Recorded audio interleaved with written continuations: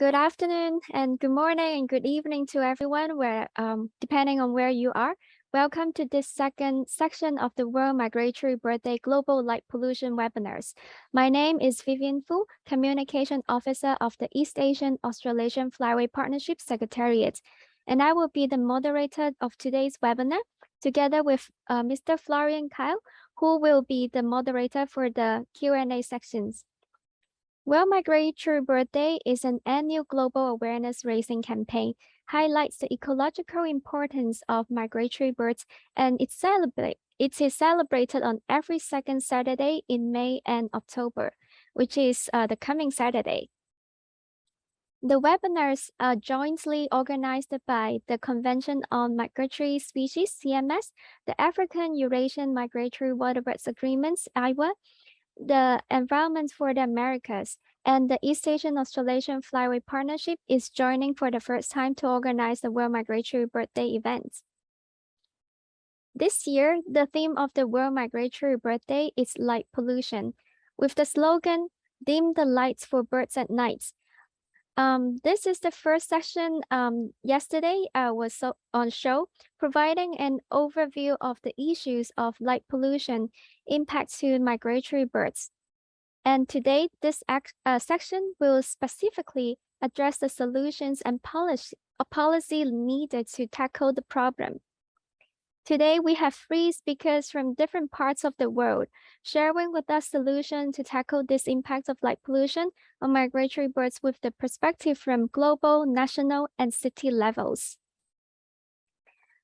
As this is the first joint webinars of the World Migratory Bird Day with the partners, we received messages from the World Migratory Bird Day partners, the CMS, EAAFP, IWA, and the Environment for the Americas. So first of all, Ms. Amy Franco, Executive Secretary of the CMS, will give us a welcoming speech in the recorded videos. It is a great pleasure to be able to say a few opening remarks on behalf of the Convention on Migratory Species for this World Migratory Bird Day webinar on the topic of light pollution. As you will hear during the webinar, light pollution is a significant and growing threat to wildlife, including many migratory birds. Each year, light pollution contributes to the death of millions of birds. It can change their migration patterns, foraging behaviors, and can attract and disorient them, making them more vulnerable to collisions and other dangers. In fact, some experts would say that natural darkness is important for conservation in the same way as clean water, air, and soil. The good news is that solutions to address the impacts of light pollution are readily available. And as you will hear during this webinar, many governments, cities, companies, and communities around the world have already taken steps to address light pollution. On the international level, there has also been work done in this area under the Convention on Migratory Species. In 2020, CMS parties endorsed light pollution guidelines that include 6 simple management principles to reduce light pollution and technical guidance for addressing light pollution impacts on marine turtles, seabirds, and migratory shorebirds. We are now working on new guidelines which will provide additional measures and further consolidate the guidance on the topic. These will be presented to CMS parties for adoption at the next CMS Conference of the Parties that will take place in 2023. We hope that this webinar and all the activities being conducted in the context of World Migratory Bird Day will help raise awareness of this growing issue and also help to lead to further concrete commitments and pledges from key decision makers around the world to take steps to reduce the impact of light pollution on migratory birds. I want to thank you for your support and engagement in this very important topic by joining this webinar. Thank you, Ms. Franco. Next, we have video message from Mr. Doug Watkins, Chief Executive of the East Asian Australasian Flyway Partnership Secretariat.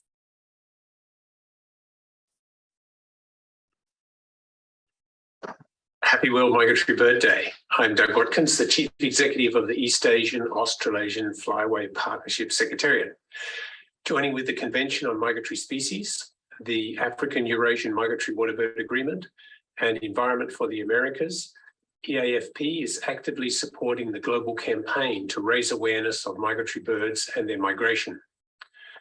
As our Earth continues to become brighter by 2% each year, the artificial light from our cities impacts on the biorhythms of birds. It can disorientate migrating birds and cause them to collide into buildings, which is often fatal for them. With the slogan, "Dim the lights for birds at night," World Migratory Bird Day this year hopes to turn a much-needed spotlight on this issue. I hope this joint Global Migratory Bird Day webinar series will bring to you insights into solutions to address light pollution for migratory waterbirds. Thank you. Following, we are honored to have Dr. Jakes Truvilli, Executive Secretary of the African-Eurasian Migratory Waterbirds Agreement, to join us and give the speech in person today. Thank you, Vivian. It's really a great pleasure to have been invited to say a few quick opening remarks on behalf of AEWA to this webinar on the topic of light pollution. AEWA stands for African-Eurasian Migratory Waterbird Agreement, and I'm the Executive Secretary of the Secretariat.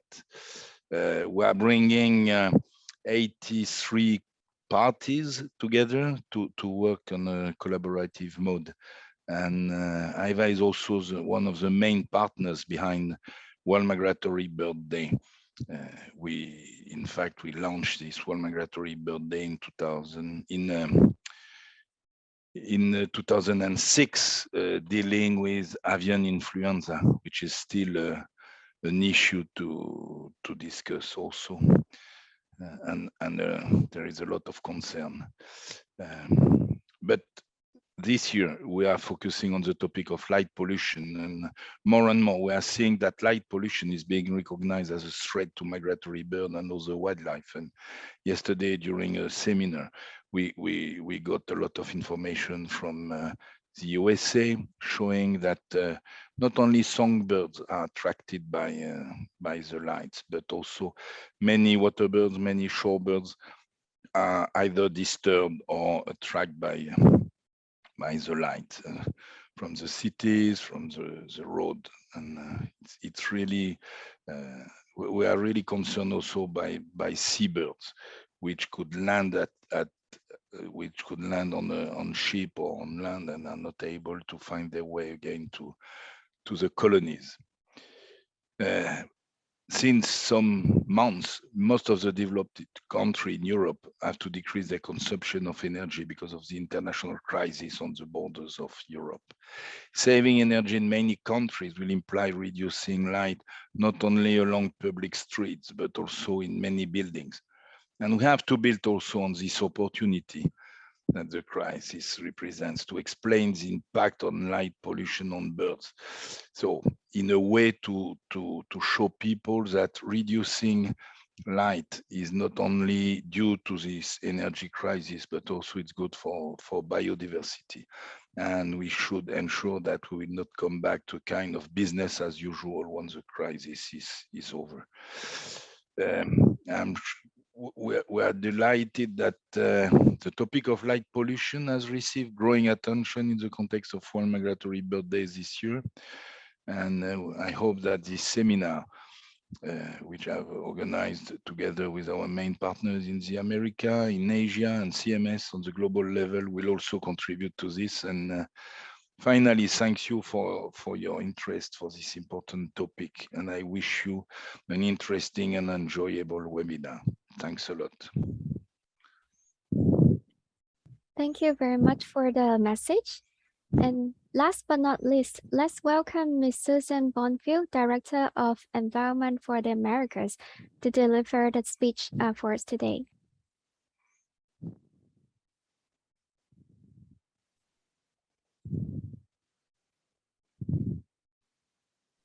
World Migratory Bird Day. We invite you to join celebrating the phenomenon of migration and the birds that journey hundreds and thousands of miles between breeding and non-breeding sites around the world. The challenges these birds face, from the smallest of hummingbirds to raptors and seabirds, are enormous. The purpose of World Migratory Bird Day is to bring the latest in scientific research to people around the world, raising awareness of the spectacle of migration, where birds go, how they navigate, and the factors that impact their success. This year, our focus on the importance of dark skies brings attention to the growing threat of light pollution on night migrating birds. At least 80% of migratory birds depend on dark skies as they fly across oceans, cities, and coastlines. But the light that is emitted from homes and buildings, street lights, and even ships detracts and confuses many birds, taking them off course, causing exhaustion, and resulting in other behavioral changes. World Migratory Bird Day serves as a call to action for migratory bird conservation. We invite you to join us now and every day by taking simple steps that, when accomplished individually by many, become the foundation for collective action. So take a moment, dim your lights, share the importance of dark skies with your friends and neighbors, and support dark sky friendly lighting in your community. Together, we can bring back the night. Thank you very much, Susan. And without further ado, let me introduce the first speaker. I would like to introduce Dr. Marco Babari, Scientific and Technical Officer at CMS. Dr. Babari is the conservation biologist by training. He holds a doctorate in environmental science from the University of Genoa, Italy. After a few years of work as a research assistant, he undertook a career in international organizations. He worked for 8 years for the Mediterranean Action Plan of the UNEP. In the year 2000, he moved to Bonn to join the CMS Secretariat. He held different positions in the Secretariat over the years. Currently, he is the scientific advisor of the Secretariat. One of his main responsibilities and of particular relevant to this webinar is leading on the topic of light pollution, which includes overseeing the guiding the development of the new CMS guidelines on light pollution and to be presented to the next CMS COP in 2023. So over to you, Dr. Babari.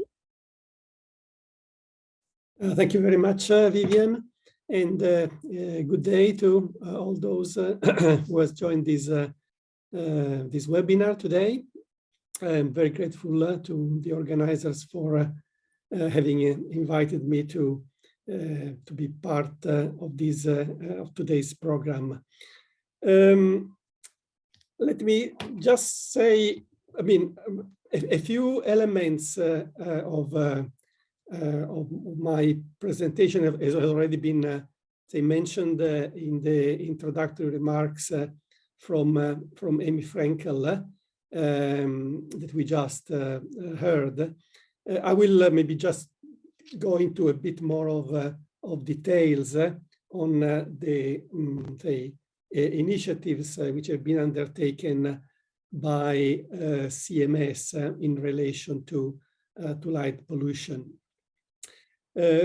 Just for those who are not maybe familiar with the convention, say the Convention on on the Conservation of Migratory Species of Wild Animals, which is also normally known with the short name Convention on Migratory Species, or even the acronym CMS, is an intergovernmental treaty which aims at the conservation of migratory species throughout their migratory range.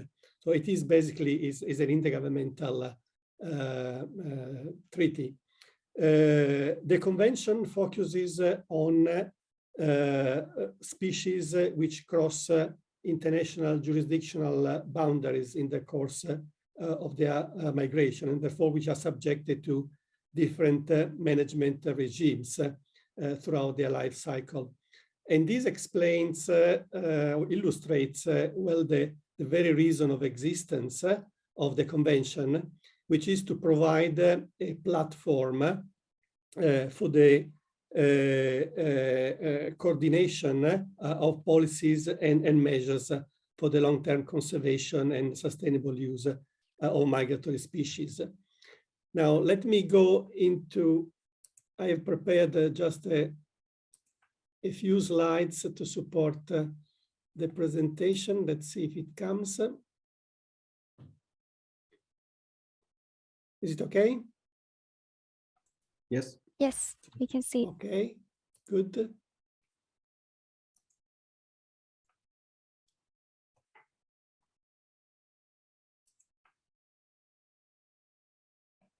Just a few words on what is the role of CMS on addressing threats to migratory species.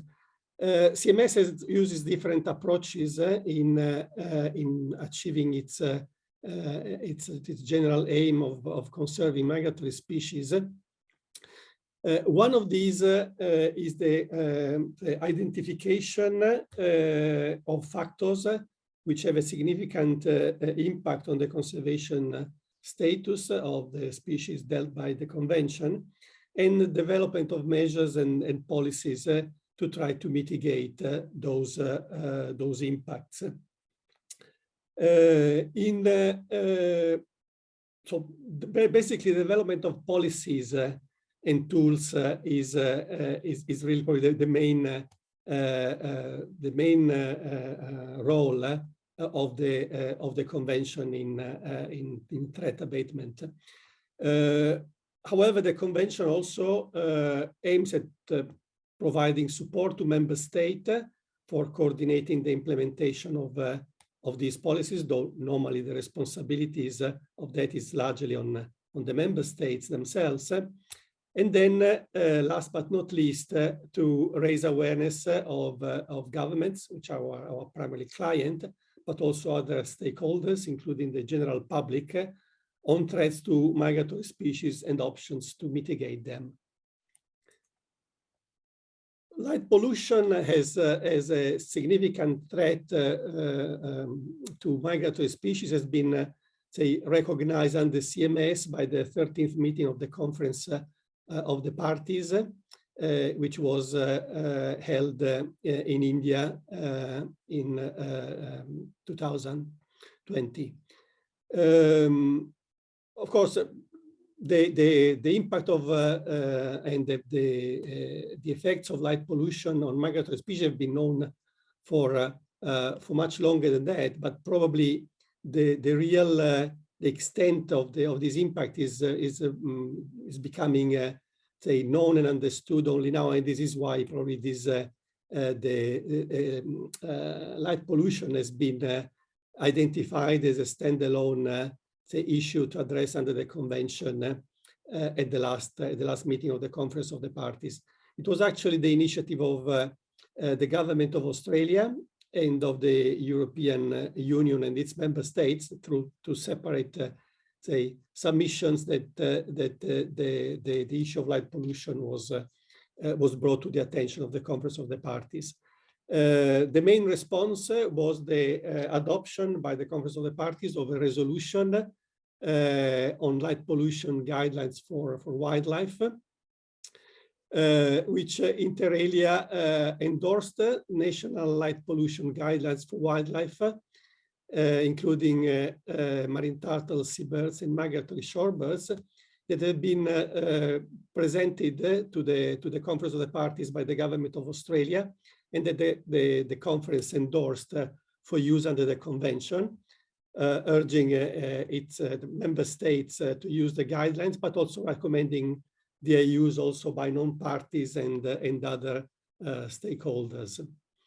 And finally, the resolution is quite articulated. I will put in the chat maybe after the presentation links to the various documents, but the resolution is quite articulated, but it also significantly recommends parties to encourage and support scientific research on the impact of artificial light on wildlife. In addition to the resolution, which is the main policy tools that normally the Conference of the Parties adopts, there was also two decisions which were made, one addressed to the Secretariat with two main elements. One is suggesting to the Secretariat should have suggested to its partners of World Migratory Bird Day to dedicate one of the annual campaigns to light pollution. And this is the very reason why we have this theme, this subject this year. And I would like to also thank all the other partners for accepting the request from our COP to have this subject, and then also requested the Scientific Council of the Convention to consider light pollution in its work. Moving quickly, say as a follow-up to the decision of the COP, the Secretariat has undertaken a review of the impact of light pollution on different taxa of migratory species.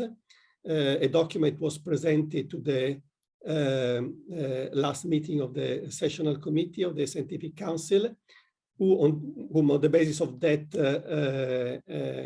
review recommended the development of additional guidelines to mitigate light pollution impacts on land birds and bats. There's been several activities following that. The main one having been, say, the convening of a CMS technical workshop on light pollution that was held in March this year, at which several, say, of the panelists today participated and contributed. And based on the outcome of that workshop, draft guidelines to mitigate light pollution impacts on land birds and bats, and also recommendation to integrate the already endorsed guidelines have been developed. And here I would like to acknowledge the leadership on the scientific and technical, say, side of this initiative of Mark Simmons from the CMS Sessional Committee, and from Letizia Nanni, who supported us as consultant. Just this is basically the step where we are at the moment. We have draft guidelines developed. Next steps foreseen consist in the consolidation of new draft guidelines with the guidelines which have already been endorsed. Then the submission of the consolidated guidelines to the Sessional Committee of the Scientific Council for review and approval. And finally, the submission of the consolidated guidelines to the 14th meeting of the Conference of the Parties for its consideration and endorsement. We expect, therefore, to have a further developed and coherent set of guidelines available by the end of next year. I think I can leave this here. I would just like to acknowledge the support that the Secretariat has received from the governments of Australia and the government of Germany to undertake the various activities that I just referred to. Thank you very much.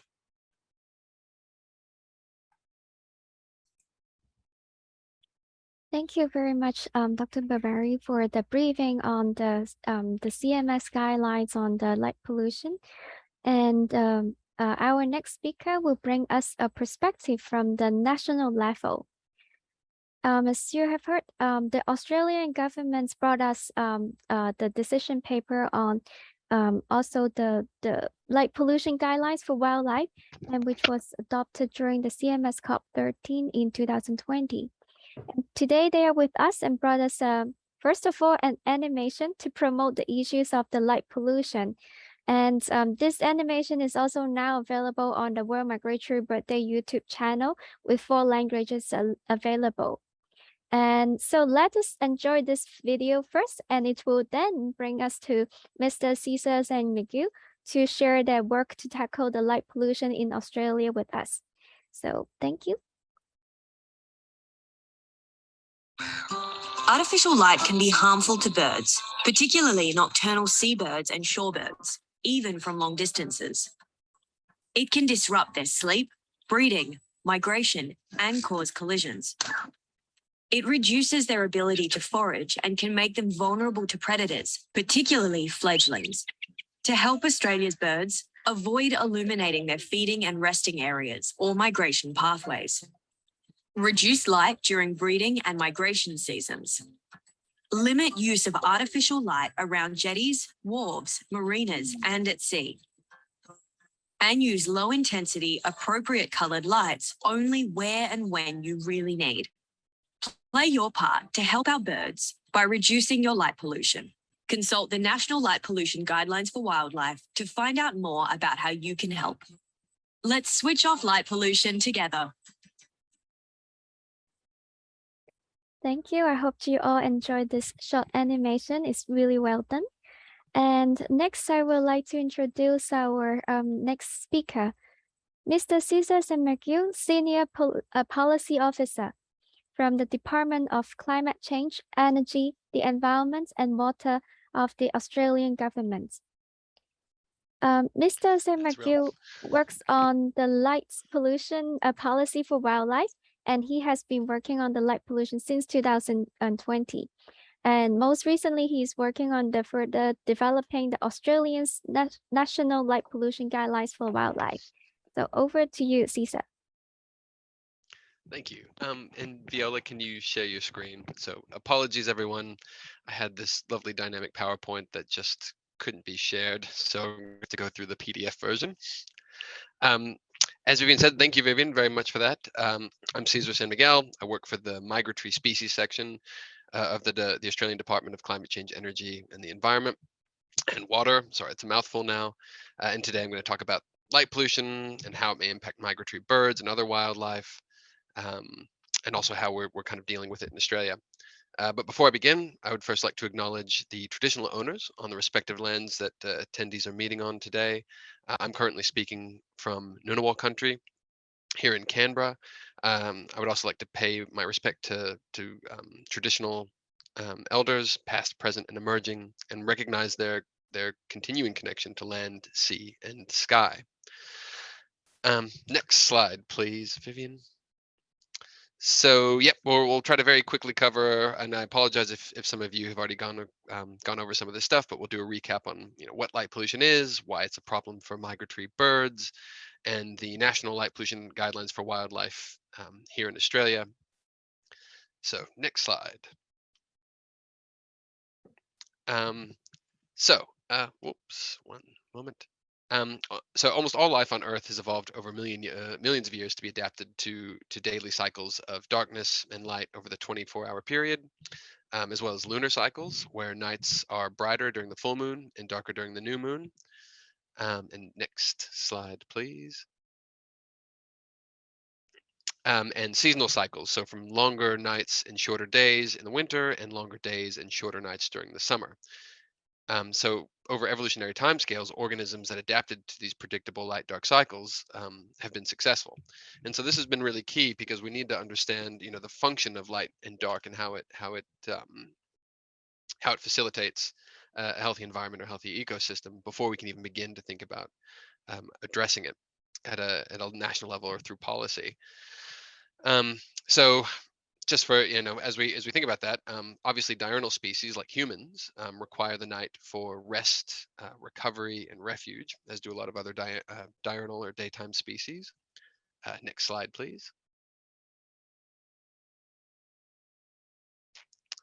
And sorry about that. There's some other graphics in there, so it's not all making sense. I promise there was some other stuff. But anyway, there's also an entire world of wildlife that have evolved to be active at night. So nocturnal species can use the cover of darkness to undertake important activities and avoid being eaten, like bats, as you see there in the corner. Sea turtles, which have been the poster child of impacts of light pollution, haul themselves ashore at night to lay their eggs, and their hatchlings then find their way back to the ocean using natural light cues. And it's actually turtles that brought light pollution to the Australian government's attention in the first instance. We were developing a recovery plan, a conservation document to address the recovery of sea turtles in Australia. And it's through that process that we, discovered that light pollution was a particular problem for them. And as we were trying to address light pollution for sea turtles, we realized, my goodness, light pollution actually impacts a whole range of wildlife, particularly migratory species. Yeah, so that actually brings us back to migratory birds, which, similar to sea turtles, also use the cover of darkness for refuge from predators. But some migratory birds can actually also use visual cues from the moon and stars to find their way to the ocean, and also find their way back to breeding colonies. And then, there are also more cryptic things that happen at night too that we don't quite see, like coral spawning, which is tied to phases of the moon. And some fish eggs don't hatch under lit conditions, but instead hatch when it's dark, and again, probably to avoid predation. Next slide, please.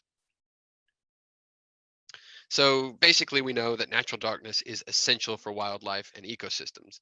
Any man-made changes to light and dark, or the light and dark environment, can interfere with and harm wildlife.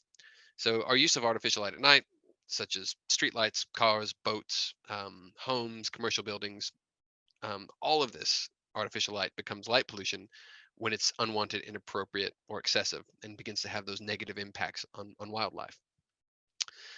Next slide. Oh, sorry about this. This was maybe next slide. Thank you. That was a video that the Australian government, one of the many videos that the Australian government designed to kind of communicate the general issues around light pollution. Can you go back one slide, Vivian? Oh, perfect. And as was mentioned before, light has been really great for humans, but light pollution imposes a serious stress on wildlife and biodiversity, which are already under threat from the pressures of climate change, land clearing, invasive species, other threats. And as was mentioned earlier, it's estimated to be increasing by about 2% per year, although this could very likely be an underestimate. In the US and Europe, for example, it's estimated that around 80% of people can no longer see the Milky Way. And as for migratory birds, it can be really challenging to address light pollution when light pollution can actually interfere or be seen, be detected from very far away. And also, it can fall into jurisdictions outside of your direct control. And migratory birds have a long way to travel, and it's a challenge to control light pollution along large migratory pathways, as well as within their habitat. And you can see here my little poor markings there that there's quite a bit of light pollution along most of the East Asian Australasian Flyway. Next slide, please. So again, we need to understand how light is impacting these critters before we can, start to figure out how to mitigate those impacts. And light can interfere with wildlife in a few ways, and one way is by interfering with their behavior. Artificial light can attract, confuse, or repel wildlife. So species like migratory birds, they can be misoriented or attracted to the light, and that can add to their migration time or their migration distance, and that can deplete their energy, and that can lead to exhaustion, poor health, injury, and death. And it can also increase, as mentioned, risks of collisions with infrastructure, particularly if birds get trapped by these big light bubbles in urban areas. And wildlife can also be disoriented or confused by light sources. As I mentioned, turtles in water lights from jetties and boats are known to cause turtle hatchlings to swim in circles, and that confuses their orientation towards the open ocean. And again, that can lead to exhaustion and predation. And lastly, light can actually repel species from some parts of their habitat. And while that image in the right-hand corner there is of bats, we actually know that shorebirds may avoid suitable feeding grounds if they're lit up. So by preventing access to that habitat, artificial light can basically fragment that habitat or diminish it. And that obviously can lead to access to fewer resources, and that can also mean fewer individuals are interacting, which can mean less genetic diversity if they're breeding with fewer individuals or fewer different individuals, and that can reduce the health of a population or a species, and that could potentially have consequences into the wider ecosystem. Next slide, please. So apologies about this one. There's a few more graphics there too. Another impact on wildlife is called masking. And masking just means that artificial light at night makes it seem as though it's a different time of month, a different time of day, or a different time of year. And masking can actually drive physiological changes and change hormonal triggers. And that itself can lead to behavioral change. So light can mask the 24-hour day-night cycle. Again, we had a really good graphic there. So while these are, there's a reference to some journal articles where we know that while they're not migratory species, we do know that light pollution here in Australia can impact the sleep, disrupt the sleep in magpies, pigeons, and black swans. Light pollution can also delay, roost emergence in bats, and it can actually prevent zooplankton from migrating to the surface of the ocean's water column at night. And that can actually have cascading impacts on other critters that rely on that zooplankton migration. Lastly, artificial light can also mask seasonal changes in day length. I think I heard somebody mention earlier that exposure to artificial light at night can actually cause songbirds to breed earlier in the year, and that can also affect the growth of plants and the timing of flowering. So you're talking about desynchronizing in these ecosystems and these really complex interrelationships, and that can obviously, you'll have that flow-on effect onto other species that rely on those plants or those birds.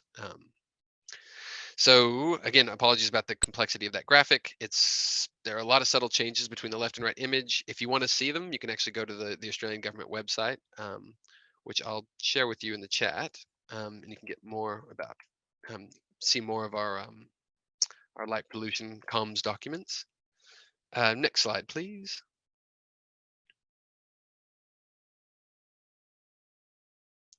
Brilliant, thank you. And actually, interestingly enough, and this is becoming a bigger issue, is we realize that light pollution can actually benefit invasive species, and invasive species tend to be your bigger threats to a lot of species like migratory birds.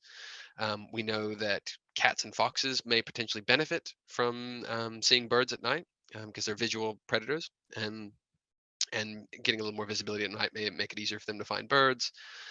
And it can actually enhance other pressures as well.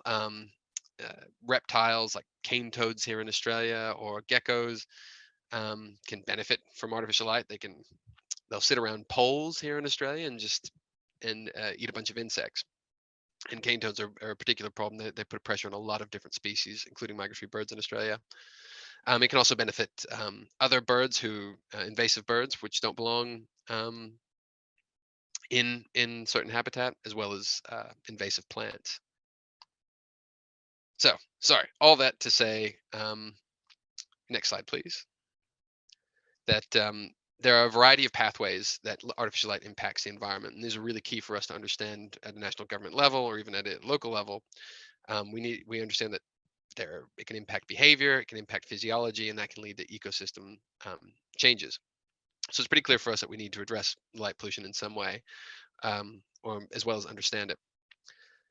So the question then becomes, how do we take care of our migratory birds to keep them functioning well? So in response, next slide, please. To address this conservation challenge, the Australian government actually developed the National Light Pollution Guidelines for Wildlife in 2020. And the purpose of the light pollution guidelines is first and foremost to raise awareness of the impact of light on wildlife, as many people, including some scientists, don't really realize that artificial light at night is a problem for the environment. It's called diurnal bias. So more and more we're seeing people become aware. But in the first instance, at a national level, it's absolutely key that we get people to understand that light pollution is a problem in the first place. A lot of people think of it as a nuisance, but they don't realize it's an issue. Next slide, please. And as mentioned, they also provide these 6 best practice principles, which you can see on the screen, and they're applicable to any lighting changes. You can do it at home, or it can be scaled up to larger projects. And all 6 really should be used together to effectively mitigate the impacts of light pollution. Next slide, please. And the guidelines, the most importantly, they actually provide a framework to assess and manage impacts on wildlife. And describe in detail how light should be considered in an environmental impact assessment process and managed through an adaptive management approach. So at the national level, we really are, when we're talking about threatened species, they're considered what's called a matter of national environmental significance. And there's got to be this environmental impact assessment done to see how the light impacts the species and how we can mitigate it. So as you go around that circle on the right there, It requires you in the first instance to describe the lighting and its purpose, then assess the light risk, the risk that light poses to wildlife. Then you need to propose a mitigation method relevant to that wildlife, tailored to that wildlife in that context. And then adapt the lighting as needed. Or sorry, you need to, sorry, take a step back. You need to then assess the success of the design that you've put in place, and the mitigation. And then if it isn't quite working, you want to be able to adjust it to make it better so it's tailored to the wildlife. Now, the thing I would note here is that, at least in the Australian context, the only way to know for certain if wildlife are impacted is to monitor their behavior both before the lighting change and after the lighting change. There really isn't a more effective way to know if you're having an impact on wildlife than that. I mean, there are ways to measure physiology, but those can be very complicated and very expensive. So from, again, the national policy point of view, we got to look at behavior. Next slide, please. The guidelines also lay out information and approaches that intend to bring together lighting experts, like your lighting designers and engineers, and your biologists. And these two groups traditionally do not interact, and there's been a little bit of resistance, but there really is a great opportunity for these two groups to come together and create better solutions to light pollution. And at least in Australia, as we've tried to get these two groups in a room, more and more, there has been some resistance at first, but they're cottoning on to addressing, biologists are starting to understand the requirements that engineers need to stick to, and engineers are starting to more and more understand the environmental aspect of their designs. So we're slowly making progress there. Oop, next slide, please. As mentioned as well, there's also taxa-specific advice for more detailed information. It's at the moment we have it for turtles, shorebirds, and seabirds, but more are in development. And the main body of the guideline is still broadly applicable to all susceptible wildlife. So in Australia, we're about to develop another advice for bats and a few other species. So watch this space, or taxa groups. Next slide, please. Oh, is there one? Oh, maybe I didn't put it in the new one. Anyway, so there's a slide in there that I wanted to just mention that the guidelines in Australia are at the moment just guidelines. They're not really regulatory. They don't have regulatory teeth. They can't stop you from putting in a lighting project for the most part, or require you to do lighting in a certain way. They're only really regulatory if they are conditioned by our environmental assessments office. So if you have to refer a giant development to the government, and it has a big lighting impact on turtles or birds, then we can condition some of the what's in the guidelines. But I would note that more and more referrals are coming to us with considering light pollution. We're seeing more light management plans crop up, which is really great. So there's the awareness raising is starting to do its job. Next slide, please. Oh, previous slide. Sorry, I was still on my other slide. So anyway, although this information was first developed in an Australian context, the broad technical and practical information contained in the guidelines can be applied in any country in any context. So as mentioned, we presented those guidelines to CMS, and at the 13th Conference of Parties, they endorsed the guidelines, and they made them available as a CMS document. That means if your country doesn't have a framework, or your jurisdiction doesn't have a framework for managing artificial light around wildlife, you can take these guidelines. They are available for your use. And the CMS, as I mentioned, it's so great. They're in the process of developing the guidelines further to address migratory land birds and bats, and better tailor those guidelines to international use and fill in any gaps or update them with new research. And I'm personally excited to see how that process continues and how that space develops internationally. So good job, CMS. And as mentioned as part of the endorsement, CMS also encouraged government parties to raise awareness, incorporate the effects of light pollution into environmental decision making, work with peak bodies, create solutions, and encourage the support of research into the impacts on light on wildlife. And we're trying to do all those things at the national level. We're trying to work with our national science, environmental science program. I'm trying to raise awareness, and we're trying to get more and more of those stakeholders together to find solutions. And there's currently a lot of momentum to address light pollution, both here in Australia and internationally. So again, I'm so grateful that World Migratory Bird Day is chosen to address light pollution as this year's theme. I would also, encourage all of you here today to spread this information about light pollution and how to mitigate its impacts. So next slide, almost done.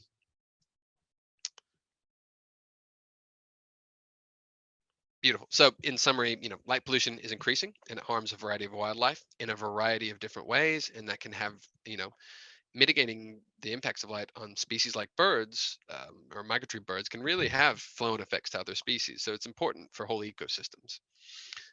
It's tricky. It's a challenge.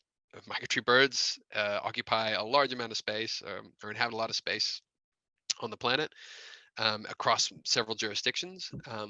But it doesn't mean it can't be overcome. We have these national light pollution guidelines for wildlife, pardon me, and they're there to help you manage light pollution no matter where you are. Next slide. And I would also mention that the Australian government, you can get more information there from our website. I've put it in the chat. CMS has some information, and World Migratory Bird Day will have some links as well. So all of that is really great information. By popular demand, we've developed these 1- and 2-pager documents that are they're more contracted versions of the guidelines. Admittedly, the guidelines are about 100 pages, and people have been wanting us to give them a 1- or 2-page, just shortened version of what's in the guidelines. So those will be coming soon. If you want them now, give me a shout and I'll send them to you. And with that, I'm happy to take any questions in the chat, or if you put them in the Q&A while we're listening to the next presentation. Yeah, thank you very much, Mr. Sengmagu. Now, moving to the other side of the world, our last speaker today is Mr. Ivo Tejeda, Executive Director of the Network of Birdwatchers of Chile. Mr. Tejeda works together with the researchers and the community to improve the best lighting practices of urban areas near to seabirds. So it is now a city levels sharing with us. So Mr. Tejeda, the stage is yours. Thanks, Vivian. Just confirm me if the presentation looked well. Yes. Yes. Okay, thank you everybody. It's really nice to be here. I would like to present this guide to seabird-friendly lighting in Chile. It's some of the initiatives that we took to address a really big problem with seabirds and light pollution in Chile. This is a joint effort with 3 organizations, Oikonos, ROC, and OPCC. The last one works mainly with the astronomy sector. We have a lot of observatories in northern Chile, and light pollution regulations have been made in Chile for the observatories. And this has the sponsor of the Ministry of the Environment and the support of American Bird Conservancy and National Fish and Wildlife Foundation. So globally, seabirds are severely affected by light pollution. We know that like more than 50 species are affected by light pollution worldwide, but this is a phenomenon that also occurs in Chile. At least 15 species that breed in Chile throughout the country. We are a country with more than 4,000 kilometers of coast. Are impacted with light pollution, mostly fledglings like the storm petrel at the right. And it's a problem that affects like thousands really like thousands of individuals each year. Light pollution regulations are relevant advances. We have since several years ago a light pollution regulation, but it's restricted only to the areas for the observatories to do astronomy. And since last year, there is a process to update the light pollution regulations so they can be for the whole country and also include some biodiversity and health issues. But right now we only have the light pollution regulation for astronomy. So we thought that a practical approach oriented to project development that is complementary with the light pollution regulation was a necessary step to address this problem. So this is the guide that I would like to present briefly today. The guide is aimed to mainly developers of projects, so the people who want to design a project that includes light pollution, but it can be from both public and private, mainly ports, mines, street lighting, everything. But also project evaluators or government officials that are involved in the environmental assessment processes. And also professionals of public services involved in territorial planning at different scales.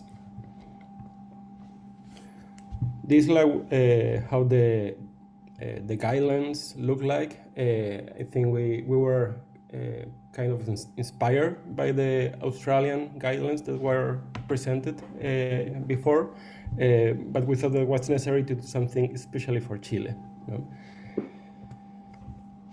So the first chapter refers to about light pollution, what is their definition, characteristics, the main impacts, not only in astronomy, that was like the main discourse in Chile, but also biodiversity and health, some examples of international mitigation efforts, and the situation in Chile that also like the else of the world is getting a bigger and bigger problem each year. This is a picture of the city of Iquique, northern Chile, at night. The second chapter is a description of the problem with seabirds in Chile. Yeah?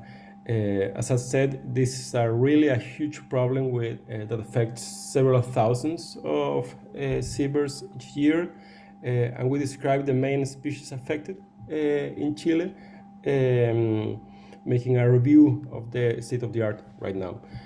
Here at the picture, you can see like several Markham storm petrel affected by the pollution in northern Chile.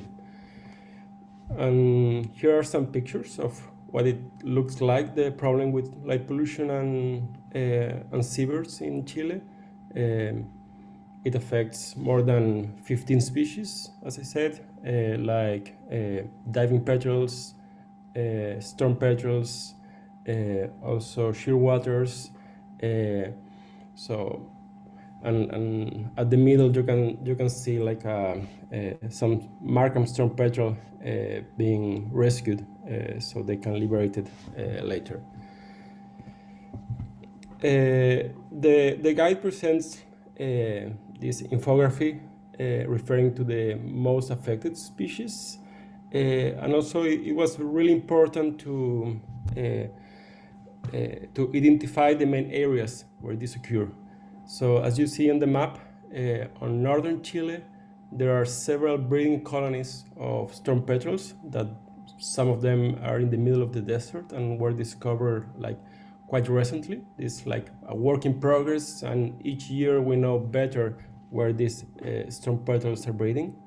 There are also some points at some islands at the center of Chile, and also some islands like more far away, like Robinson Crusoe, Santa Clara, and Alejandro Serkrik there from Juan Fernandez archipelago.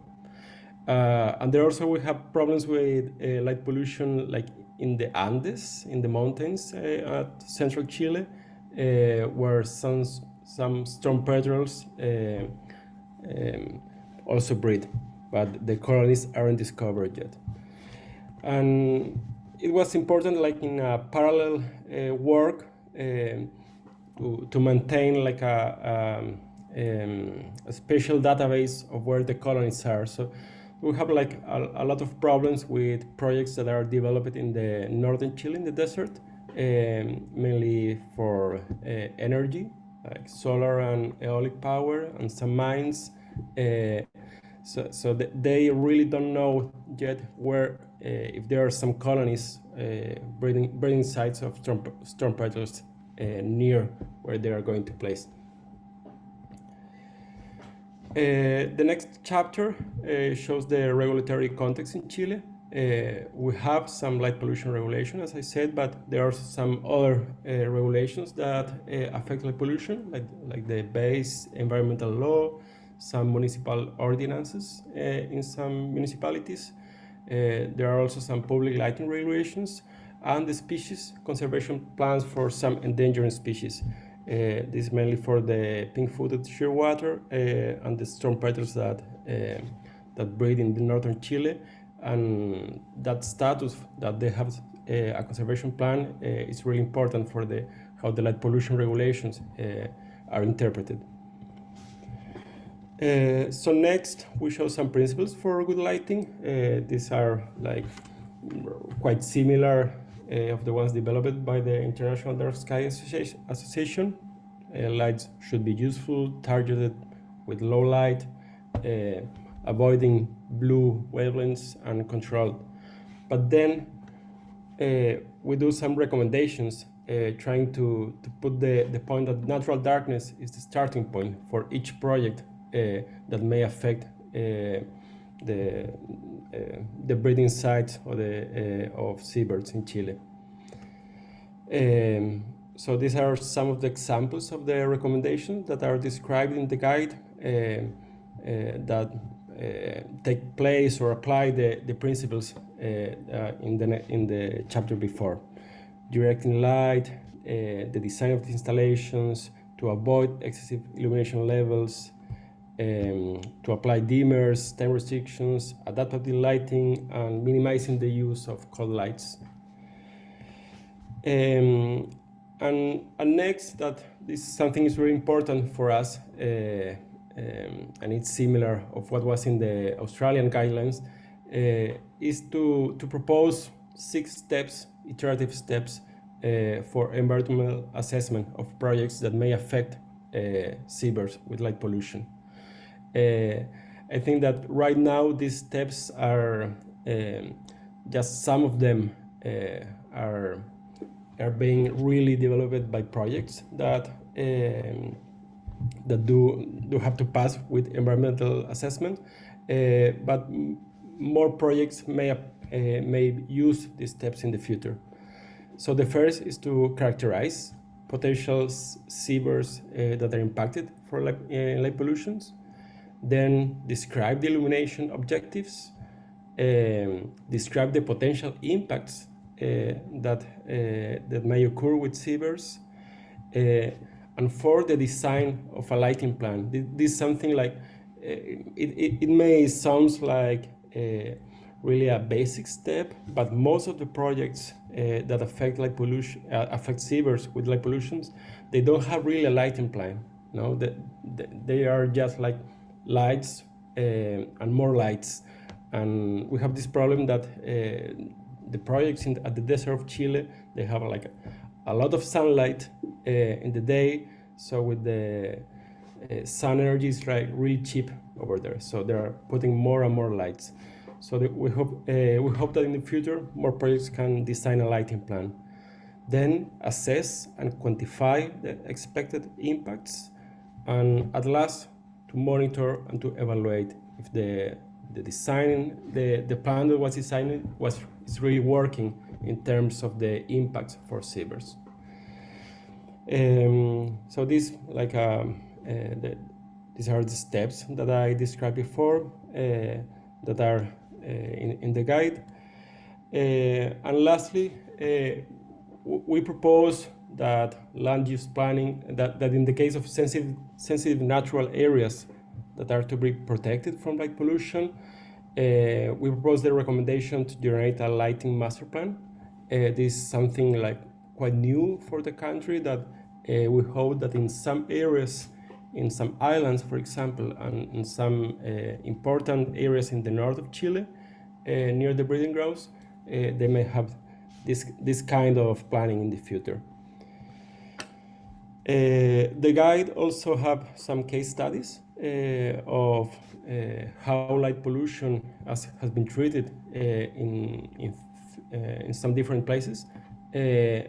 Some of them are maybe more successful, like the one in Robinson Crusoe Island, where, for example, Oikonos, one of the organizations that work with this project, managed to change some of the lights that were affecting the pink-footed shearwater. But some other places like Punta Choros and Salar Grande, the case studies just show how the lights that haven't been planified and haven't been changed affect hundreds or thousands of individuals of diving petrels or storm petrels in each place. So what's next? We're planning several workshops to disseminate the guide to some public and private stakeholders. This in the context of the implementation of some conservation plans for principally for storm petrels in the northern Chile. And we see right now that some projects, mining projects and solar projects in northern Chile are currently starting to mention this guide as a new standard for the lighting practice. This guide was presented some months ago, so we don't know how are going to be the results, but we're expecting that they will take some of the ideas, standards, and steps that are proposed in the guide. But anyway, there's like a long way to go to address the problem of light pollution on seabirds in Chile, and we have to address it from different perspectives, and this is just one of them. Okay, so that's all. Thank you. Thank you very much, Mr. Tejeda, and all the speakers for your presentation. For our audience, you can also leave your questions in the Q&A box in the Zoom. And now it is the Q&A section, and I would like to pass on to Mr. Florian Kao from the CMS to moderate the sections. So Florian, over to you.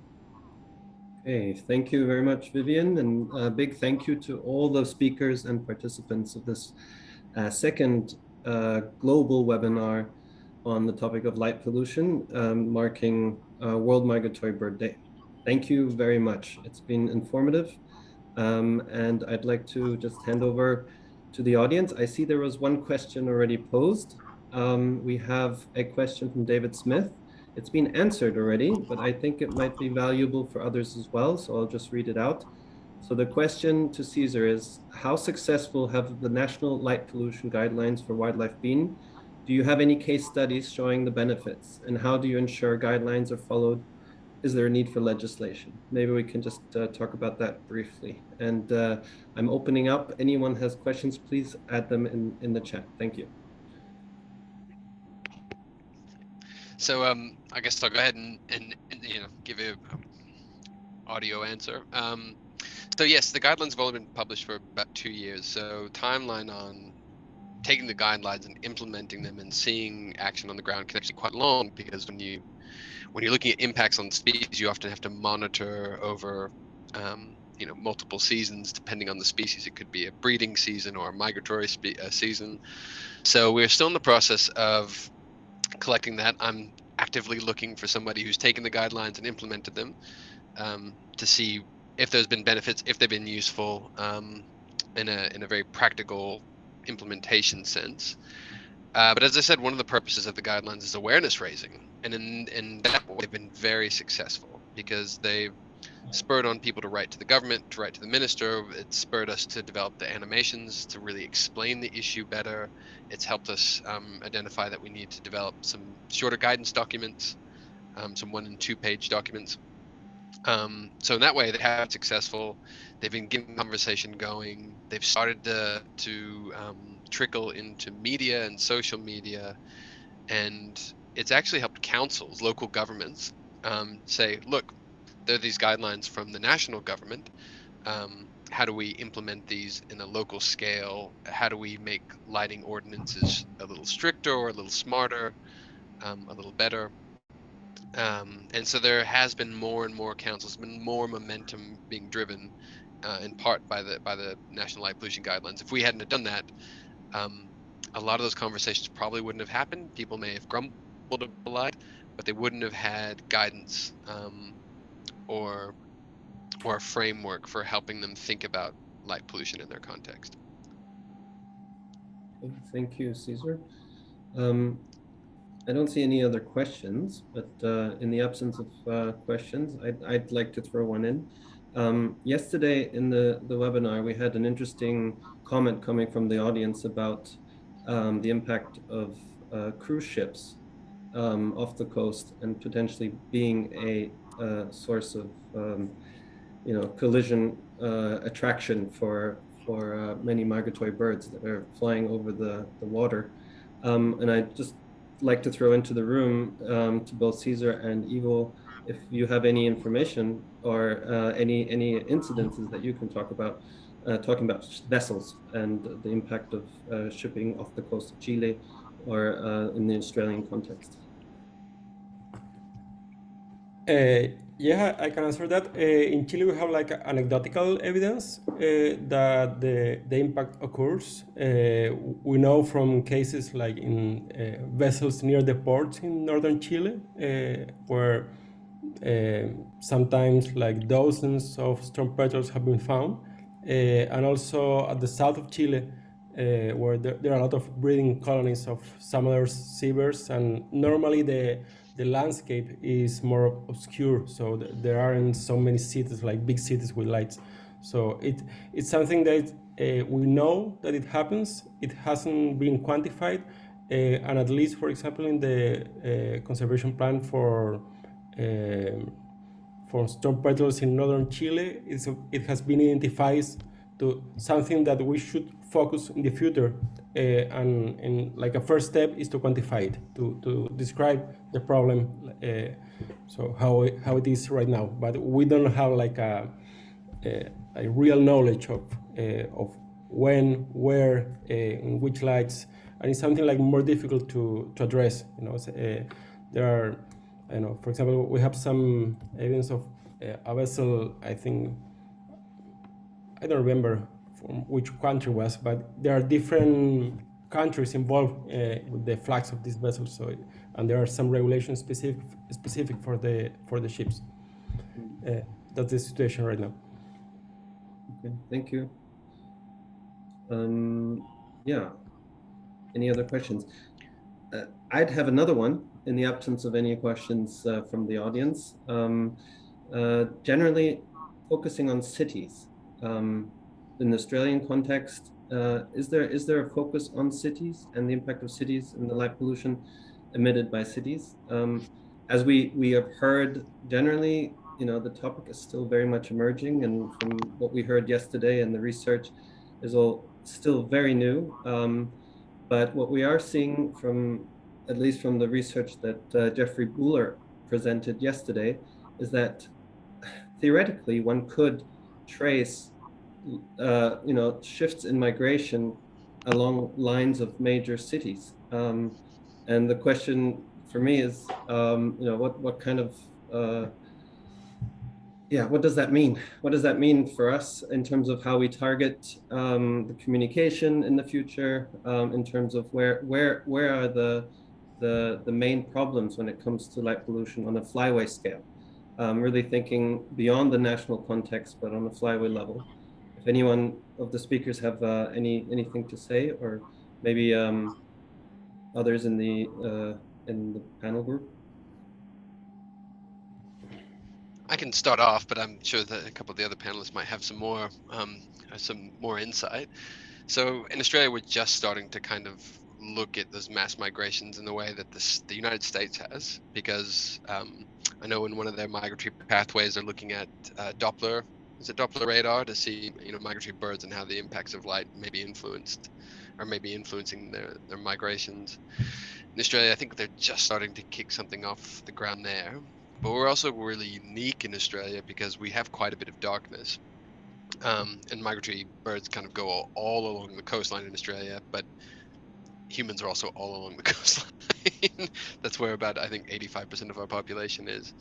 And unfortunately, or fortunately, we're transitioning towards LEDs, and I think that's becoming a bigger problem. So cities are going from incandescent lights, which tend to have more orange and yellow in the spectrum and don't necessarily travel as far from the city, to LEDs, which have a lot of blue light in them. And that blue light tends to get spread a little bit further.